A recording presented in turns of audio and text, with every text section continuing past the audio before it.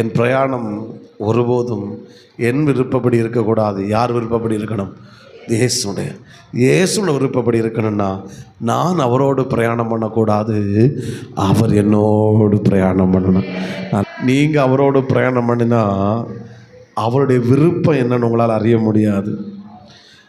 அவர் உங்களோடு பிரயாணம் பண்ணினா அவருக்கு விருப்பம் என்னன்னு உங்களால் அறிய முடியும். அவருடைய ஏக்கம் என்ன, அவருடைய சித்தம் என்ன, அவருடைய இதய துடிப்பு என்ன என்று என்னால் அறிந்து கொள்ள முடியும். நீ அவரோடு அல்ல, அவர் உங்களோடு பிரயாணம் பண்ணினால் மட்டும்தான் அவருடைய விருப்பத்தை உங்களால் அறிந்து கொள்ள முடியும். அவருடைய சித்தத்தை உங்களால் அறிந்து கொள்ள முடியும். அவருடைய இருதயத்தை உங்களால் அறிந்து கொள்ள முடியும். அவரோடு பிரயாணம் பண்ணினவர்களுடைய வாழ்க்கையில் பல விருப்பங்கள் இருந்துச்சு. சுகம் வேணும், அற்புதம் நடக்கணும், பல விருப்பம் நடந்துச்சு. ஆனால் ஒவ்வொருத்தருடைய வாழ்க்கை